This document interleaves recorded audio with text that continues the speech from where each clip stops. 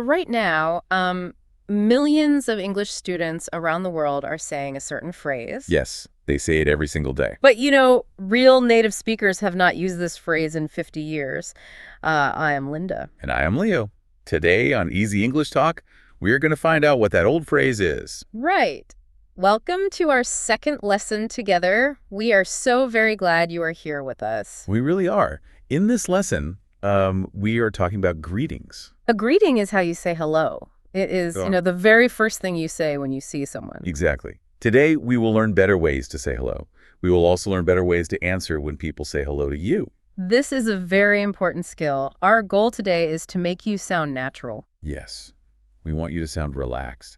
When people learn a new language, well, they often sound like a robot. Oh, a robot? A robot just reads words from a page. Right. A robot does not have feelings. Yeah. A robot does not sound like a real friend. And we want to stop the robot. We definitely want to stop the robot. I think I know why people sound like robots, actually. Let's look at the very first day of school. Okay, let's look at what every teacher teaches. We will act it out. Imagine we are two students meeting in a classroom. Ready? I am ready. Good morning. How are you? I'm fine, thank you. And you? I'm fine, thank you. And you? Okay, let's stop right there. Wow, that sounds exactly like a beginner textbook. Yeah. But why is it wrong? That is a good question. Because, the words are real English words. The grammar is perfectly correct. A teacher will give you a good grade for saying that. You're right. The grammar is perfectly correct. But here is the secret. What is the secret? Native speakers almost never speak this way. People from America or England or Australia do not say, I'm fine, thank you, and you. That is really interesting. So if the grammar is correct, why don't they say it? Well, because it is too formal. Too formal. Yes. Formal means it is very strict. It is not relaxed. You use formal words when you talk to a king. Oh, right. Or maybe when you talk to a judge in a court. Exactly. But you do not use formal words when you talk to your friends. Formal words build a wall. They make people feel far away. I understand now. When I see my friend, well, I don't want a wall between us. I want to feel close. Yes, you want to feel close. Saying I'm fine, thank you feels very cold. It feels like we are strangers. Exactly. To sound like a real friend, we need new words. We need casual words. Casual is the opposite of formal, right? Right. Casual means easy, warm, and relaxed. So let's explore what people actually say when they see a friend. Okay, let's start with the United States and the United Kingdom. Sounds good. When two friends meet on the street in New York or London, what do they usually say instead of, how are you? Well, the most common casual greeting is this, how's it going? Okay, let's look at that. How's it going? It has 4 parts. Yep. How is it going? Yes, it has 4 words. But when native speakers say it, it sounds different. Different? How? Because when real people speak, they don't speak slowly. They speak fast. Oh, I see. And when they speak fast, their mouths get lazy. They do not say every clear sound. They glue the words together. Tell me more about gluing the words together. How does that work? Let's look at the first 2 words, how's and it. Okay. Native speakers don't stop between them. They take the S sound at the end of how's. They glue that S directly to the I in it. So it becomes one big word. Yes. Listen to this. How's going?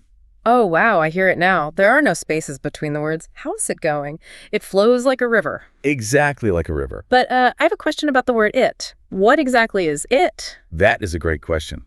It means your life. It means your whole day. So they're not just asking about my health. Right. The person is asking, how is your life moving today? Is your day happy? Is your work busy? How is your life going? So it is a much bigger question. I really like that. Let's practice saying it together. Okay. We will say it slowly first. Then we will say it fast. Ready? How's it going? Now faster? How's it going? That sounds much more natural. Now, let's look at another very common greeting. People use this one all the time, too. What is it?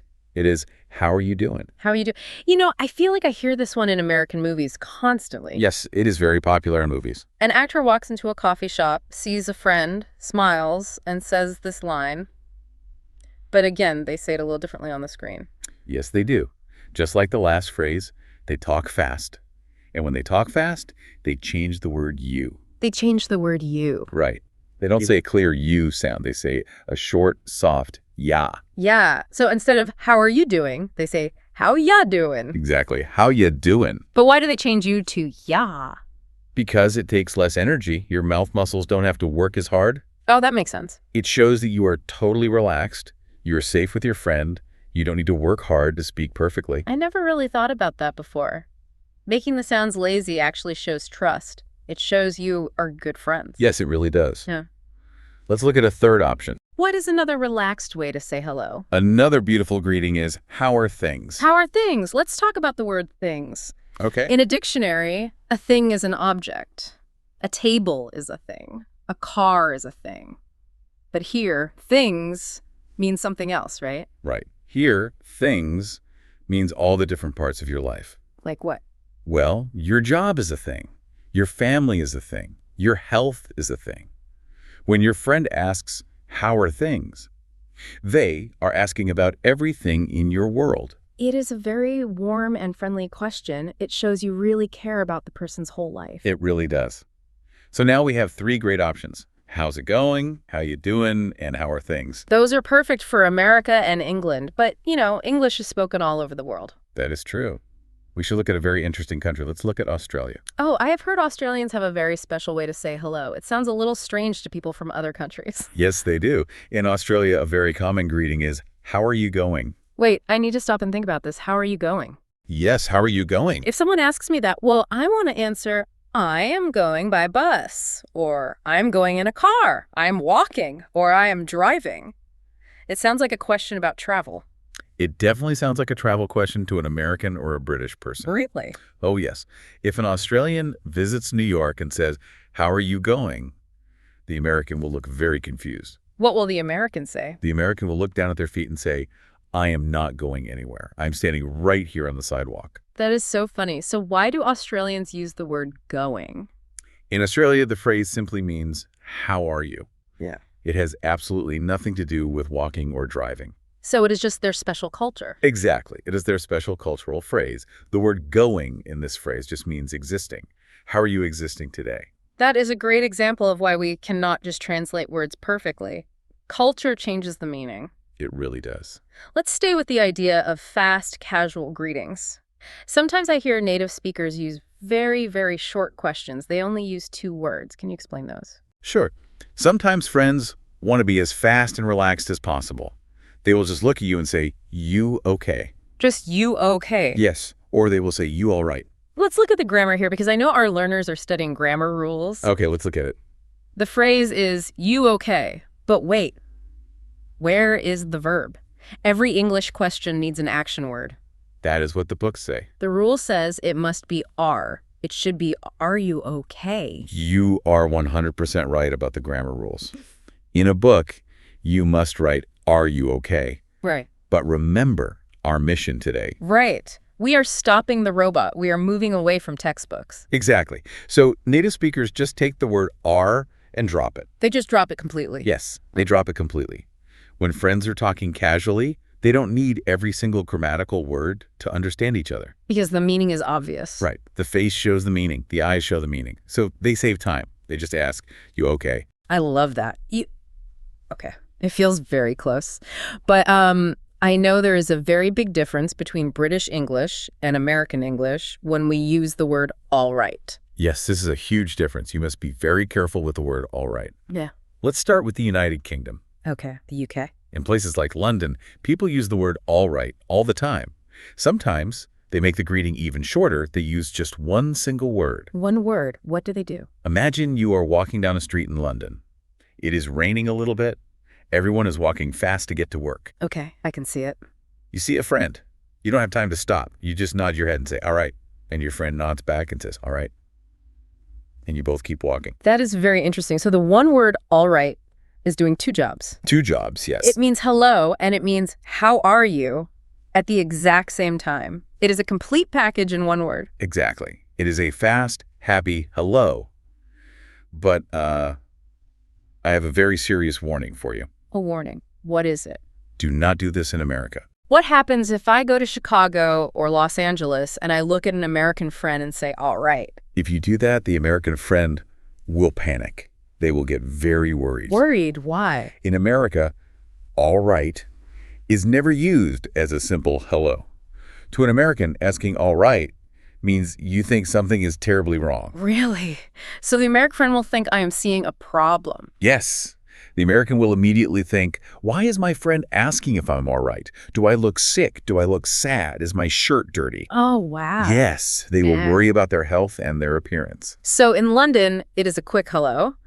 But in New York, it is a serious medical question. That is a vital rule to remember. It is a very important rule. Okay, we have learned so many great casual words now. We are putting the textbook away, but I know that words are only part of the story. That is very true. The words give the information, but how you say the words gives the true meaning. Right. Now we must talk about the music of your voice.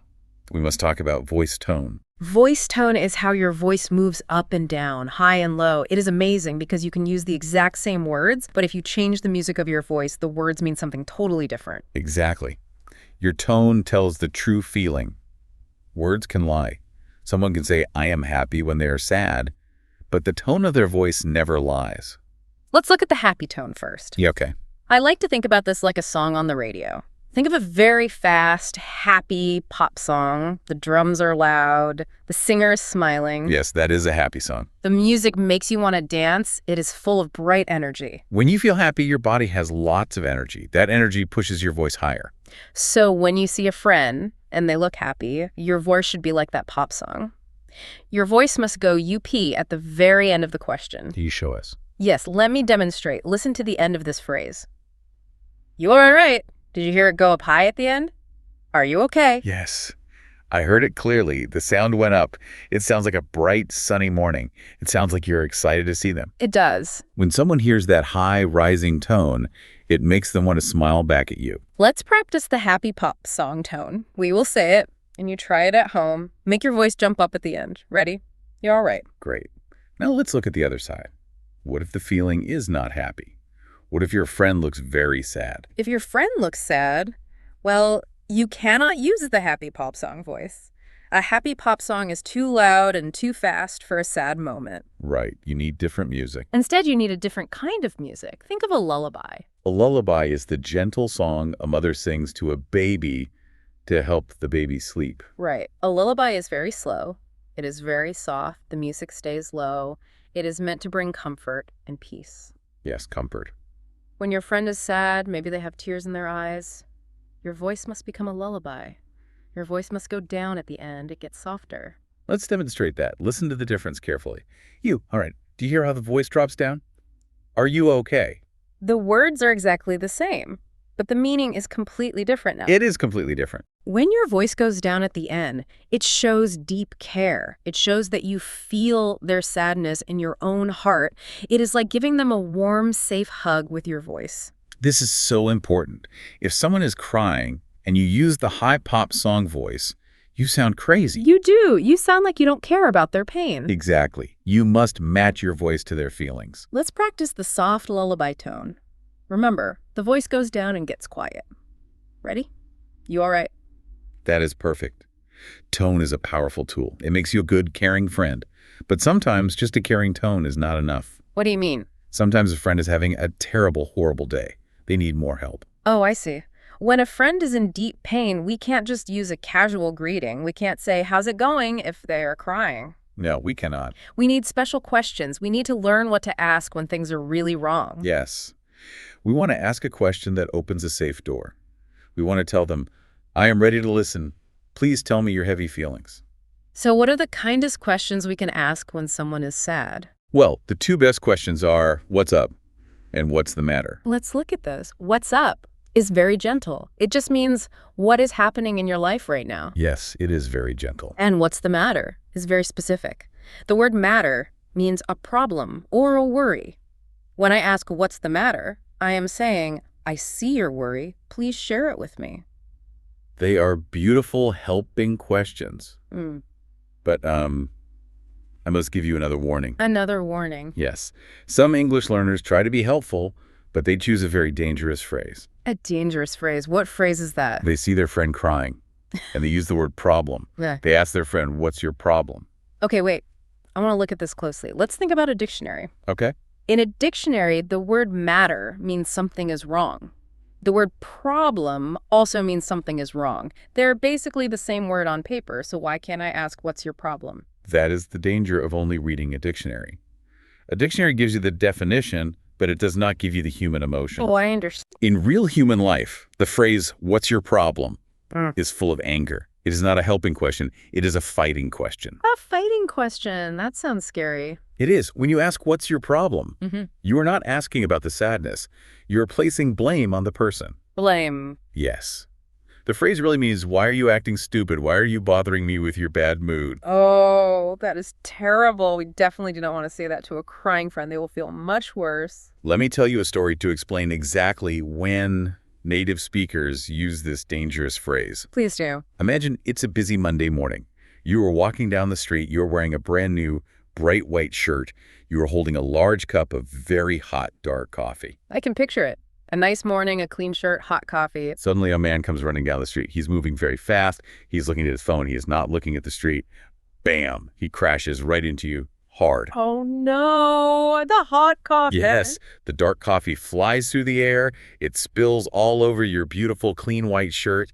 It is ruined. That is awful. But the man doesn't stop. He doesn't say, "I'm sorry." He just looks at you with an angry, mean face, as if it was your fault. Now I am very angry. My face is hot. My hands are shaking. I want to yell at him. Exactly. That moment of extreme anger is when you yell the phrase. You shout at the man, "Hey, what's your problem?" I see it perfectly now. You use that phrase when someone is rude. You use it when you want to fight back. You use it when you are angry. So we have a strict rule. Never, ever say, "What's your problem?" to a sad friend.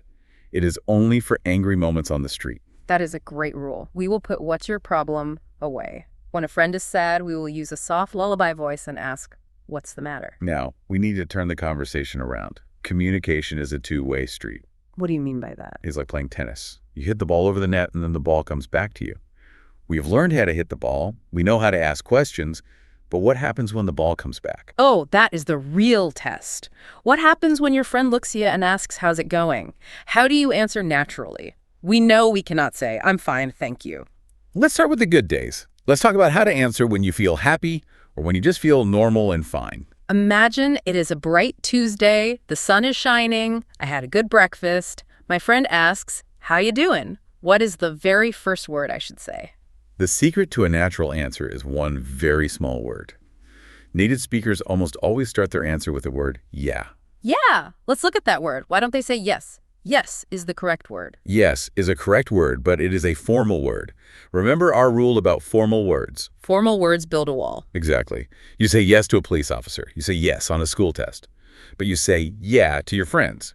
It is soft, lazy, and relaxed. Okay, so we start with yeah. Then what? What is the easiest, most natural phrase to say? The easiest phrase is just 3 short words. Yeah, good you. Yeah, good, you. Let me look at the textbook again. The textbook says we must say, "and you." Why is there no "and" in this natural answer? Because casual conversation is fast. Native speakers just cut the word "and" out. They just say "you." Just you? Yes, but they use a rising tone at the end. The voice goes up on "you." That high tone works like a mirror. It bounces the question right back to the friend. I really like that. It is so short and clean. Let's practice it. I will ask the question and you give the natural answer. Ready? "Hey, how's it going?" Yeah, good you. Wow, that sounds completely real. It sounds like we are standing in a coffee shop. Now, what if you feel really, really happy? What are some other answers? If you feel great, you can say, "Yeah, I'm great," or you can say, "Yeah, doing well." Those are simple and clear. But I want to ask about a very special phrase I hear sometimes. It sounds a little strange. People sometimes answer by saying, "Yeah, can't complain." Can't complain. That is a very popular answer. Let's break it down. To complain means to talk about negative things. Like what? It means to say, "My coffee is cold. My shoes hurt my feet. The weather is bad. My job is boring." All of that is complaining. So if you say "can't complain," what are you really saying? You are saying that your life is okay. You are saying, "I have food to eat. I have a bed to sleep in. The sun is shining. Nothing is terribly wrong. Therefore, I cannot complain." It is a peaceful, calm answer. Yeah, can't complain. It shows you are happy with a normal life. This makes me think about something very interesting, especially about British people. What have you noticed about British people? When I hear Americans answer a question, they use big words. I am amazing. I am fantastic. I am having the best day ever. They do use big words. But when I hear British people answer, their words are very small. Why don't British people say they are amazing? You have discovered a huge part of British culture. We call this cultural habit, hiding quiet feelings. British people do not like showing big emotions in public. They prefer to stay quiet and calm. Why do they want to stay quiet? Don't they want to share their joy? Well, it is about politeness. In British culture, if you shout about how amazing your life is, it might make other people feel bad. Oh, because maybe your friend is having a bad day. Exactly. So, to protect everyone's feelings, British people hide their big joy. Let's imagine a story to test this. Imagine a British man named Thomas. Thomas buys a lottery ticket. Okay, I'm imagining Thomas. He goes home and turns on the television. He checks the numbers on his ticket. He matches every single number. He just won $1 million. He is rich. Okay, Thomas is a millionaire. If Thomas was an American, he would scream, he would jump on the sofa, he would call everyone he knows. But what does Thomas the British man do? Thomas, the British man, sits down in his quiet chair. He makes a nice, warm cup of tea. Just a cup of tea. Yes. His neighbor walks by the window and asks, "All right, Thomas, how's it going?" Thomas takes a sip of tea. He smiles a tiny bit and says, "Yeah, not bad." Not bad. He has $1 million in his pocket, and his answer is not bad. That is so funny. Yes, that is how they hide big feelings. Even if a British person feels like a king, they will just say, "Yeah, I'm all right." It is deeply polite and deeply calm. Before we move on to bad days, I have to ask you about one more word. I see this word in every single English learning book around the world. The word is so-so. Oh, no. The book asks, "How are you?" And the answer is, "I'm so-so." Is it okay to use this? No. No, absolutely not. I must be very strict with you here. I want you to take the phrase so-so out of your memory. Erase it completely. Never say it again. But why? It is printed in millions of books. Books can be old. Books can be written by people who do not speak natural English. Yeah. Real native speakers never, ever answer the question with so-so. Really? Never? Never. If you say so-so, you immediately sound like an old textbook from 50 years ago. So if we use so-so, the metal robot returns. Yes, the robot returns. Do not use robot words. If you feel normal, just say, "Yeah, I'm all right." Okay, so-so is erased. We will never use it. But now we must talk about the bad days. Life is not always sunny. No, it is not. We do not always win the lottery. Sometimes it rains, sometimes we get sick, sometimes we fail a test. That is the truth of life. We must learn how to answer naturally on a bad day. We must learn how native speakers share their pain softly. If I am having a bad day, how do I start my answer? I know I cannot start with a happy word, yeah? You are right. Yeah is only for good days. When a native speaker is having a bad day, they start their answer with a different tiny word. They start with the word well. Let's talk about the sound of that. Well. You drag the word out. It sounds slow. It sounds heavy. Yes, it is slow and heavy. The word well acts as a warning sign. Like a yellow traffic light. Exactly. Like a yellow traffic light before a red light. When you say well, your friend hears that heavy sound. Your friend's brain says, "Oh, wait, the answer is not going to be happy. Bad news is coming." That is very polite. It prepares your friends so they are not surprised. Well, what comes next? Let's pretend I am sick with a fever. Do you remember how the British make big feelings small? They do the same thing with pain. They do not like to make a big drama. So what do they say? Instead of saying, "I am terribly sick, I feel awful," they use a special little phrase. What phrase do they use to make the sickness sound small? They use the words "a bit." The phrase "a bit" means a tiny little piece. Even if they have a very high fever and can barely stand up, they will say, "Well, I'm a bit ill." I should note for our learners, the word ill is British English. It means the exact same thing as sick in American English. So they say, "I'm a bit ill." Yes. Or imagine someone who has worked for 20 hours straight. They are completely exhausted. They will not yell, "I am exhausted." They will just say, "Well, I'm a bit tired." A bit tired. It makes the huge problem sound like a tiny problem. It keeps the conversation calm. But what if the day is not just a little bad? What if the day is truly terrible? If the day is truly terrible, and you want to be honest, you can use two very common, very poetic phrases. You can say, "Well, I've been better," or you can say, "I've seen better days." I really love "I've seen better days." It sounds like poetry. It really does. It means in my past life, I saw good days. I saw the sunshine. I felt happy. But today is not one of those days. Today is dark. That is exactly what it means. It is a gentle, beautiful way to say, "I feel terrible today." You can also keep it very, very simple. You can just look at your friend and say, "Not that great." Not that great. That is clear. My friend will immediately know that I need a hug or a cup of tea. Now, if you are having a deep life struggle, maybe you lost your job, maybe your heart is broken, and you want to tell a close friend the deep truth, you can use a long, polite phrase. What is the long phrase? You say, I'll be honest, I'm not doing so well. Let's say that slowly for our learners. I will be honest. I am not doing so well. I'll be honest, I'm not doing so well. When you start with I'll be honest, you're giving your friend a very special gift. You're giving them your absolute truth. You are saying, I trust you, I am taking off my mask, I am hurting. It changes the whole conversation. When you say that, the small talk stops. Your friend will stop walking, they will look into your eyes, they will ask, what's the matter? And then a true, deep conversation begins. Yes, there are no robots anymore. Just two real human beings caring for each other. Just two real human beings talking naturally. And that really is the magic of learning natural English. It connects human hearts. It absolutely does. I think we have traveled a very long way in this lesson today. Let's take a moment to review our journey so we don't forget anything. Good idea. First, we stopped being robots. We decided to throw the old textbook phrase, I'm fine, thank you, away. Right.